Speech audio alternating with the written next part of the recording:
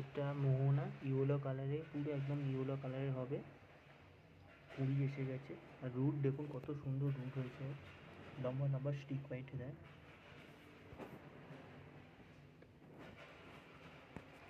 এটা একটা ছোট্ট গ্যালাক্সি গ্লো, আমার গাছটা ছোট আছে, এটাকে আমি রুট টেনেছি। এই দেখুন এটা শিমুল। এই দেখুন এই গাছটার নাম হচ্ছে সেন্টিমেন্টাল।